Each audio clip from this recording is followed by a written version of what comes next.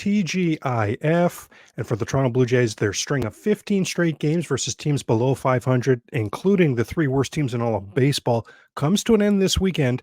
And Buck Martinez said the Blue Jays needed to go 12-3 over these 15 games to make the playoffs. Well, they currently sit at 7-5, so that ain't happening. So hopefully Buck was wrong about that, and hopefully this weekend will be full of Toronto Blue Jay victories. Now, what does this weekend look like with the Kansas City Royals in town? Well, let's get into it. You are Locked On Blue Jays, your daily Toronto Blue Jays podcast. Part of the Locked On Podcast Network, your team every day. Hello, friends. Craig Ballard, Locked On Blue Jays. Yes, indeed, been locked on Toronto Blue Jay baseball ever since I can remember. Blue Jay baseball is a big deal for me. It's a big deal for my family as well. I'm thinking it has some significance for you as well, as you're spending part of your day talking Toronto Blue Jay baseball with me, and I certainly appreciate and thank you for that. Now, the Locked On Blue Jay podcast, of course, part of the Locked On Podcast Network, your team every day. I want to remind you that all Toronto Blue Jay action this season is available to take in on Sirius XM. Now, if you're taking in today's episode on the Locked On Blue Jays YouTube page, hello and thank you for that. And to the everydayers making the Locked On Blue Jay podcast your first podcast listen every day, whether that's Apple, Spotify, however you take in your podcast, thank you for that as well. Now, the last 3 weeks, the Toronto Blue Jays have gained 6 games on the Texas Rangers. And this weekend, the home series with Kansas City in town, it kicks off a 10-game homestand. In fact, just 6 of the remaining 22 games for the Blue Jays will be on the road. And this weekend series sets the stage for the massive 4-game series coming up Monday, Tuesday, Wednesday, and Thursday next week as the Texas Rangers will be in town. Wow. And yes, the lowly Royals are on the Blue Jays schedule this weekend, but worth noting that the lowly Oakland A's are at Texas this weekend. So I think we can count on Texas winning at least 2 of those 3, if not all 3 of those games this weekend from the A's, right? So now is not the time. Now is definitely not the time to look past this Kansas City Royal team and look past this series to the Texas series. I very much think that taking 2 out of 3 this weekend is an absolute must. Sweeping would really set the Blue Jays up to be in a playoff spot as we enter the final 3 weeks of the 2023 season. But I'm in particular, I'm going to say that I've got emphasis on Friday and Saturday's games. I think they're absolutely massive, as I am concerned about Sunday's game, Sunday's pitching matchup. I'm concerned that if the Blue Jays need a win, so if Kansas City takes Friday or Saturday's game and the Blue Jays need to win Sunday just to take the series, I'm very concerned about that. And we'll look at my concerns on the Sunday game in a moment here. Now, side note, when it comes to the Texas Rangers, definitely worth mentioning, yesterday they had to put the AL RBI leader, Adolis Garcia, on the injury list. Now, they are replacing him with their top prospect, Evan Carter, and we've seen how the Blue Jays' young up-and-comers have fared for the Blue Jays, right? So maybe not a huge deal, maybe not a death nail for Texas, but I have to think that, my gosh, that's not ideal. AL RBI leader Adolis Garcia, he's one of the only Rangers that's been getting big hits for them lately as well. I have to think that that's going to hurt them quite a bit. And when it comes to Blue Jays in Kansas City, Blue Jays overall in their franchise history, 228 wins, 208 losses versus Kansas City. Now, of course, the games that really matter the most, that was Kansas City beating Toronto in the 1985 ALCS 4-3, and it was Kansas City beating Toronto in the 2015 ALCS 4-2. As kick-in-the-teeth moments as we've had in Toronto Blue Jay franchise history, we all know that 2015 series was such a kick in the teeth, the home run that shouldn't have been, the whatever the heck Ryan Goins was doing on that pop-up in Game 2 when David Price was cruising. We know the trials and tribulations. If you're old enough to remember what a kick in the teeth that 85 series was, remember now, 1985 was the first season in baseball history where the American League Championship Series went from a best-of-5 to a best-of-7. Blue Jays, of course, led Kansas City 3-1 in that series. Kansas City would win games 5, 6, and 7. And ironically, Kansas City would do the same thing in the World Series against St. Louis, down 3-1, win games 5, 6, and 7 to win the World Series. Now, the World Series was always best-of-7, so that's fair play. But man, any other season in baseball history, the Blue Jays would have been in the World Series in 85 because it was always a best-of-5, and the Jays won 3 of the first 4 games there. So yeah, a lot of trials and tribulations when it comes to this matchup over the years. Now, recently, been good times for the Toronto Blue Jays against Kansas City. In fact, the last 14 times these two teams have gotten together, the Blue Jays are 12-2. That's going to work, right? You have to go all the way back to 2017. That's the last time the Blue Jays lost the season series to Kansas City. And since then, they've played 32 times. Jays are 23-9, and that includes 3-1 this season. More on that in a moment here. More on that will remind you. We'll go back to that series earlier in a moment here. Now, pretty incredible to note that the Blue Jays are just 12-12 at home since the All-Star break. And remember, they swept. Remember, the first series out of the All-Star break was 3 games at home against Arizona. Remember, Moreno was back in town, Lourdes was back in town, and the Jays swept that series. And again, I want to mention, remember, 16 of the final 22 games will be at home. So the Blue Jays need to get back to being really good, really dominant at Rogers Center, like they were since returning to Canada in 2021 from being away due to COVID. Now, the Kansas City Royals, MLB worst, 18-51 on the road, worst road record. Kansas City's had 22 road games since the All-Star break. They've won just 5. Oh my goodness. Oh my goodness. You can go back even further, actually. Over Kansas City's last 30 road games, they've won just 6. My goodness. Offensively, Kansas City, I mean, this is a bottom 5 to 8, a bottom tier in every offensive category. Now, the 4 worst team ERAs in all of baseball are what the Blue Jays were just facing right now. So that was Washington. Blue Jays scored 17 runs in that series. That was Colorado. Jays got 27 runs in that series. Yes, please. And that was Oakland. Blue Jays got 15 runs in that series. And the other worst team ERA in baseball is Kansas City. Now, the Jays, the Jays did play the A's, the Royals earlier this season. Took 3 to 4 again. We're going to deep dive that in a moment here, but definitely worth noting what a different animal. There's a few different animals here than what Kansas City saw previously from the Toronto Blue Jays. Some good and some bad. Remember, when Toronto played Kansas City the first time, it was at Kansas City. That was back in April. Well, what do we know about April? Matt Chapman was a video game. Matt Chapman was 7 for 15 in that 4-game series at Kansas City. 4 doubles and 5 RBIs. Remember, April Matt Chapman was awesome. Vladdy in that series back in that 4-gamer back at Kansas City, 8 for 17, 2 home runs. Taylor Clark and Jordan Lyles, as we hit the homers off. Dalton Varsho. How extremely rare is it to talk about a good series that Dalton Varsho had? Well, in that 4-gamer at Kansas City, he went 7 for 16. He had 2 doubles and a home run. Now, are any of those things still the case now? Hopefully Vladdy can pick it up, but will we even see Chapman? And we know Varsho, I mean, has been awful at the plate. But Kansas City is going to see some different animals that, in a bad way for them as well. You remember the April narrative about Brandon Belt. Blue Jay fans wanted Brandon Belt just flat out released. Hated him. They absolutely hated him. They wanted him flat out released. He was 0 for 12 in that series. Brandon Belt was 0 for 12 in that series. Of the 12 outs, 8 were strikeouts. Pardon me. I'm like 0 for 12. 1 walk and 8 strikeouts in that series. Wow. Now, he's been sick lately, right? But still, we have to say how good Brandon Belt has been since April, right? So Kansas City definitely seeing a different Brandon Belt. And George Springer in that series back. Remember, George Springer had that great opening game of the season and then really struggled for a while there. Well, this was part of that struggle. He went just 2 for 13 in that series. But everydayers know we've deep dived George Springer. Since that 0 for 35, he's hitting well over 300. George Springer's been excellent since that 0 for 35. So a couple different animals there from that previous series. Now, speaking of that previous series, what did we see? What needs to change? What needs to stay the same? Well, game 1, that was Jose Barrios. You might remember that was his first start of the season. 5 2/3 innings, 8 runs on 9 hits. That game was 7-0 Kansas City in the 4th inning.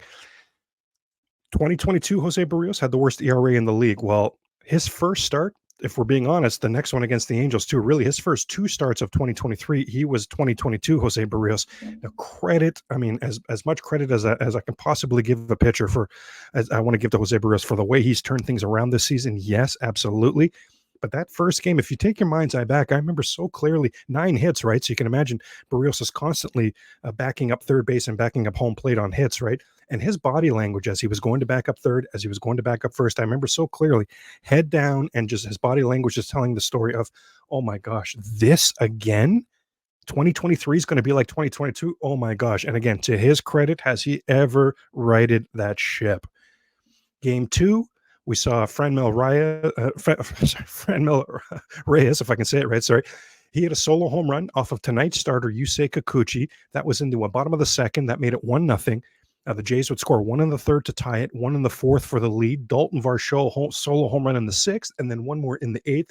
That was a 4-1 victory. Now, that was Yusei Kikuchi's first start of the season, so much different, right? He came out of the gate showing, unlike Barrios, Kikuchi came out of the gate, in particular against Kansas City, showing that, you know what? Yeah, the 2022, no, that's behind me now. I'm going to be legit. I'm going to be an absolute contributor to the 2023 Toronto Blue Jays, and that's exactly what we've seen from him. Game 3, you may not believe me on this one. Game 3, the Blue Jays won 2-0, and everydayers know there's 2 starts Alek Manoah's had this season that I point to as very good starts, at least his best starts of the season. This was one of them. Remember at Kansas City, 7 shutout innings, allowed just 1 walk, 5 strikeouts. Now, there was some foreshadowing of what we were going to see from Manoah this season because he did have 4 walks. So he did struggle with his command. We know how the rest is history. We know that. Now, Manoah outdueled Zach Greinke in that game. What's incredible, we'll see Zach Greinke on Saturday. I mean, the Blue Jays don't beat Greinke on Saturday. I just don't know what to tell you. That Manoah win, that Blue Jay win, that made Zach Greinke 0-2 on the season. He's now at 1-14. Holy cow. Kansas City has won 1 of Zach Greinke's 12 road starts, and that includes, they've lost his last 10 road starts. Are you kidding me? Blue Jays, a win on Saturday should be guaranteed. Game 4 in that series, Blue Jays scored. If they scored in 5 different innings, they did all right there. You might remember that game. They led 6-0 going into the bottom of the 8th, but Kansas City would rally for 3 off of Trevor Richards. They still had a man on second as well with nobody out. Jimmy Garcia had to come in and snuff out that rally as the Blue Jays would win that game 6-3, take that series 3-1. Now, worth mentioning, Trevor Richards, has he been a shell of himself since coming back? Have you noticed that as well? I mean, Trevor Richards has made 7 appearances since returning from the injury list for the Toronto Blue Jays. His ERA, 7.56. What?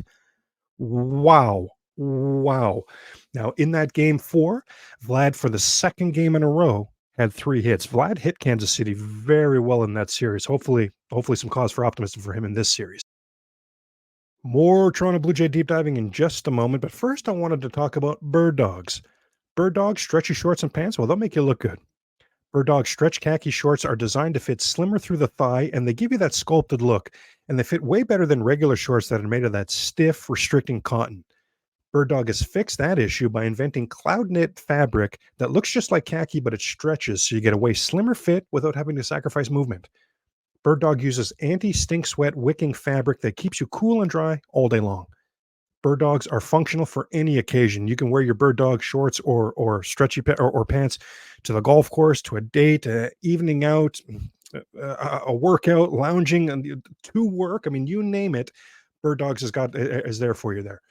Go to birddogs.com/lockedonmlb and enter the promo code lockedonmlb at checkout for a free Bird Dogs water bottle with your order. Something free? Hey, yes, please, right? That's birddogs.com/lockedonmlb for a free water bottle at checkout. You won't want to take your Bird Dogs off. I'm up to 3 pairs of Bird Dogs now, and I absolutely love them. On the mound tonight for the Toronto Blue Jays, Yusei Kikuchi at 11-24. Kansas City's the worst team in the league versus lefties. Now, Kikuchi was on absolute fire out of the All-Star break. His first, 6 starts out of the All-Star break were just awesome, so good. So he lowered his ERA in 6 straight starts out of the All-Star break. He was awesome, but the last 3 starts, wouldn't we have to acknowledge Yusei Kikuchi has come back down to earth there? Now, 2 of those last 3 starts, Kikuchi didn't even make it out of the 5th inning, and he's allowed 13 runs, now 9 earned. So yes, the defense has not come through for him, but even with the 9 earned runs and 15 and a third innings pitched over his last 3 starts, that's a 5.28 ERA. 5.28 ERA for Kikuchi in his last 3 games. Wow, very unlike what we've seen from him in 2023. And the Blue Jays, of course, with that sort of struggle, they've lost 2 of those 3 games. The pounding of the strike zone, that's what's been missing his last 3 starts. That's what's been different about Kikuchi his last 3 starts. He had allowed, in his first 6 starts out of the All-Star break, he had allowed only 8 walks. Well, in his last 3, the ones we're saying he struggled here, he's allowed 7 walks. First 6 starts out of the All-Star break, he lowered his ERA every single game. Well, the last 3 starts, he's added to his ERA each of those starts. Now, glass half full, I will say this for Yusei Kikuchi, just 1 home run allowed since the All-Star break. That's remarkable. Yusei Kikuchi and Lance Lynn, they spent the first half of the season going back and forth for who had given up the most home runs in the league. Kikuchi, in 9 starts since the All-Star break, 1 home run allowed. That's outstanding. This game's at the Rogers Center. Well, we've seen Kikuchi be very good all season long at home. 5-2, nifty little 3.50 ERA. And in his 12 starts at home, the Blue Jays have won 8-4. I mean, very good, very good. No current Kansas City Royal has ever homered in their career off of Kikuchi, and he's done well against them in the past, actually, except for Matt Duffy. Matt Duffy is hitting 284 this season versus lefties. In his career versus Yusei Kikuchi, how about 5-for-5 with a walk? Oh my gosh. Oh my gosh. Faced Kikuchi 6 times, got on base every single time. Now, Salvador Perez and Bobby Witt Jr., those are the usual suspects, right? And even though this Kansas City lineup is terrible, lowly is the word I'd say there, but still, you got to be wary of Sal Perez. You got to be wary of Bobby Witt Jr. Well, Kikuchi has faced them 9 times, got him out every single time. I shouldn't say that. There's a walk in there. Faced them 10 times, there's a walk, and they're 0 for 9. Now, Yusei Kikuchi is one of the Blue Jays pitchers who isn't I mean, it's a way smaller sample size with him throwing to Kirk than throwing to Jansen, but I don't think he's going to miss Jansen like some of the other pitchers might, as his ERA with Jansen is just a titch under 4, but Kikuchi's ERA when he's throwing to Alejandro Kirk, 2.70. Now, he's only have, I believe it's 4 starts with Kirk, so very small sample size, but I'm going to sit here and, I mean, I don't know about you, but I'm saying 2.70 is 2.70 anyway you slice it. I'm liking that. Now that's a Friday night, and Kansas City's actually going with a bullpen game. So again, have to get this game on Friday. I think you have to get the game Saturday as well. The game on Saturday, Zach Greinke versus Kevin Gausman. Just went through how bad Greinke's been this season. Kansas City loses every single time. Meanwhile, Kevin Gausman's the Blue Jays ace. I mean, you talk about a must-win game and a game that should be a very, I mean, how hesitant am I to say this, but that should be an easy win. This is one of them. Now, Gausman faced Kansas City in that series back in April. Absolute domination. No runs on 4 hits in 6 innings, 7 strikeouts. The Toronto Blue Jays just 4-4 in Gausman's 8 starts since the All-Star break. Now, that does include winning the last 2 starts, so hopefully there's some momentum building here. But Kevin Gausman, I mentioned, I think we've all noticed that Trevor Richards has struggled lately. Well, I think we noticed Kevin Gausman has not been the same as well since the All-Star break. In fact, his ERA since the All-Star break sitting at 4.33. Oh boy, just very un-Kevin Gausman-like, right? His entire time with the Toronto Blue Jays is since the All-Star break, his hits are way up. Since the All-Star break, his walks are way up. Since the All-Star break, his whip is way up. Now, he's allowed a lot of home runs as well since the All-Star break, but I mean, to be honest, 4 came in that first game, right, against Baltimore. Remember that? He's actually, in his last 7 starts, he's allowed just 3. So overall, yes, he's allowed a lot of home runs since the All-Star break, but again, 4 were in that very first game to Baltimore. Zach Greinke, my gosh, having a horrible season. It's surely his last season. Zach Greinke not only having a bad season here, but traditionally speaking, rocked at the Rogers Center. And this season on the road, my goodness, Zach Greinke is 0-8 on the road this season. His ERA is over 7. My goodness. He's had 25 starts for Kansas City this season. They've won 5 of those games. 25 starts. Yeah, is that what I said? Sorry, did I say that right?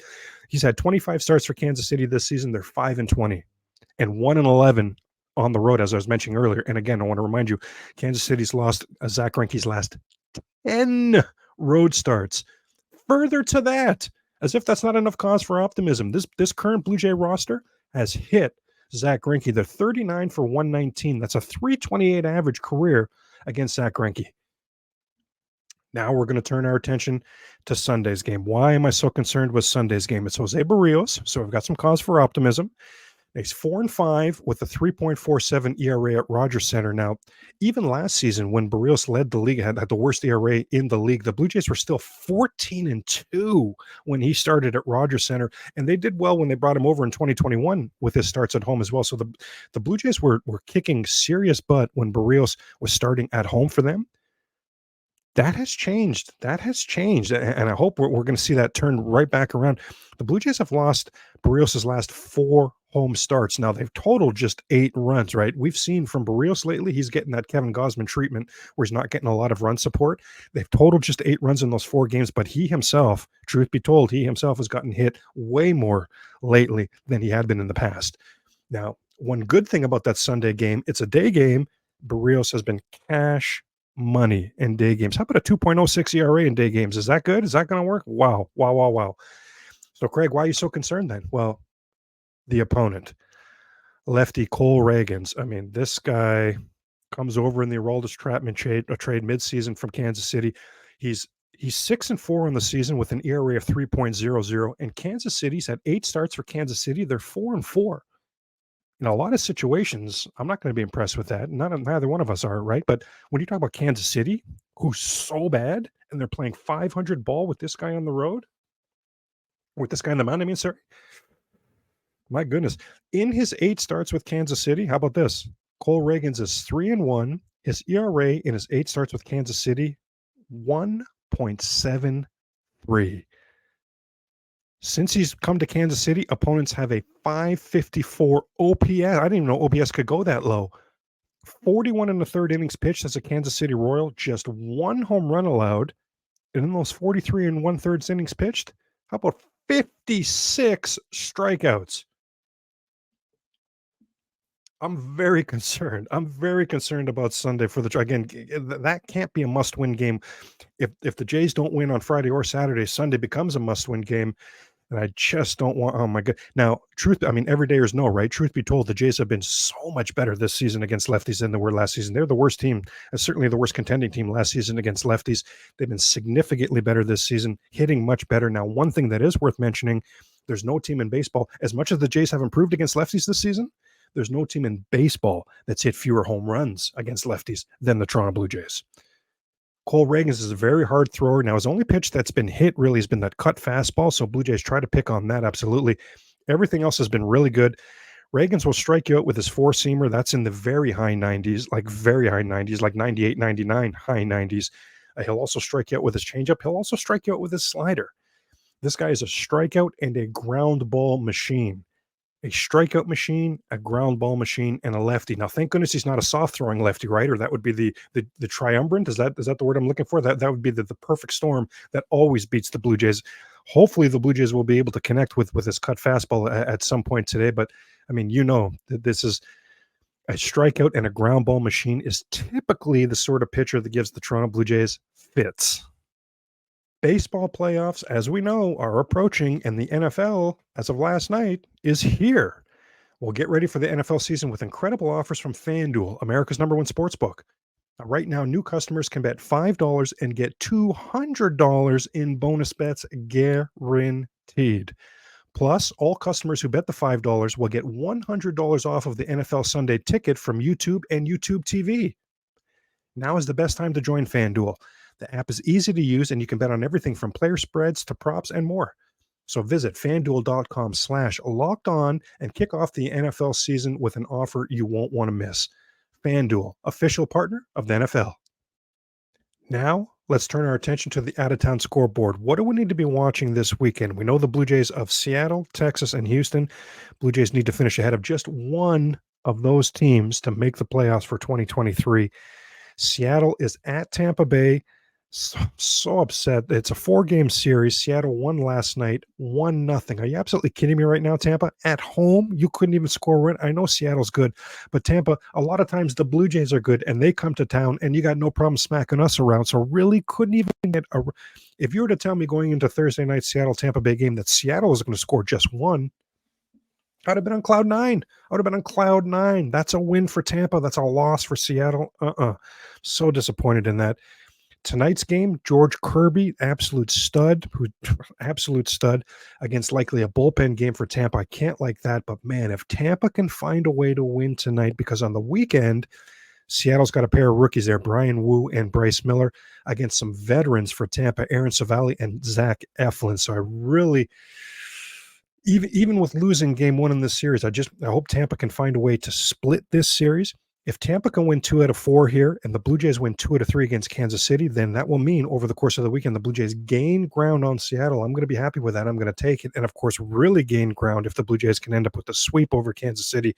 But Tampa Bay, hey, tough to ask a division rival for favors, but I don't even feel like I'm asking for a favor. I just want you to play as well as you usually play at home over the course of this weekend, please and thank you. My goodness.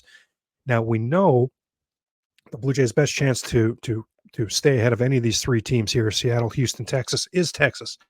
2 huge reasons. I mean, what a plummet. What an absolute free fall. It has been monumental collapse by the Texas Rangers. 3 weeks ago, they were a game and a half behind Baltimore for the best record in the American League. They were that close to the 1 seed. They were right behind Atlanta as well for the best record in all of baseball. they've won in their last, I think it's for sure 4 in their last 18. It might even be as bad as 4 in their last 19 games. And anyway, they're just not not doing winning. They're doing a ton of losing. Mentioned earlier, they've now lost Adolis Garcia as well. We know how bad the Oakland days are, so we can certainly assume Texas is going to do well this weekend. If there's any sort of glass half full opportunity for the A's to go in there and wreak havoc with the Rangers and really help the Blue Jays over the course of this weekend, it's the fact that Oakland has their 3 best pitchers pitching. They don't have 3 good pitchers. I didn't say that, but it's the 3 best pitchers. You got Paul Blackburn, Kyle Muller. Oh my God, sorry, tongue tied there, and Ken Waldachuk. We just saw Ken Waldachuk. They're going to be opposing Jordan Montgomery, John Gray, and Texas's Sunday starter right now is undecided. Really, the story of this weekend won't be the Jordan Montgomery or the John Gray. It's going to be, can Oakland get some great performances from some not so great pitchers and some not so great bats? Going to hoping for a couple upsets and at least one, right? At least Oakland, at least get one. You got one against Toronto. Please at least get one this weekend from the Texas Rangers. How about the Houston Astros? They're hosting San Diego. Now, again, there's a glass half full opportunity here because Blake Snell is going tonight. Now, he's against Hunter Brown, who's very good, but Blake Snell is awesome. Seth Lugo goes on Saturday. If you're like me and you have Seth Lugo on your fantasy baseball team, you know he's been really good this season. He'll oppose Christian Javier.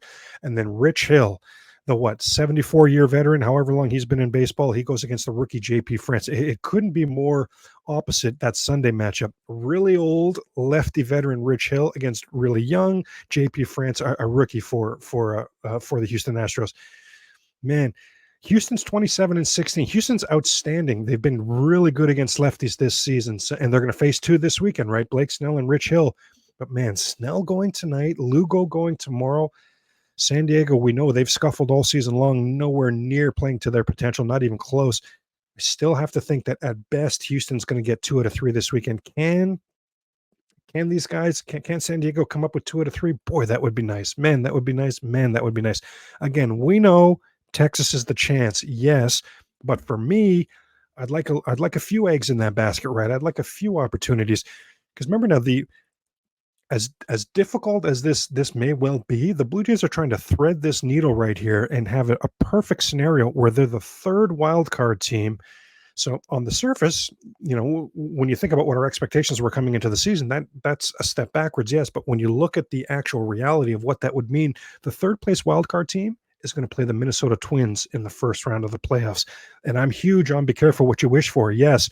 But of all the teams in the playoffs, you absolutely want to try to handpick playing Minnesota. It'll be at Minnesota. I get it. They won't be, there won't be a pushover. I get all of that.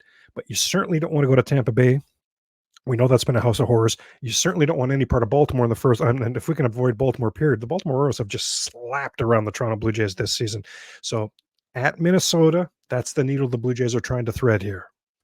Now, that's a wrap for Friday's Locked On Blue Jays podcast episode. Hope you enjoyed all the shows this week. Now, I'll end today the same way I end every Friday by saying to you, go Jays, go. And I hope your weekend is full of Toronto Blue Jay victories.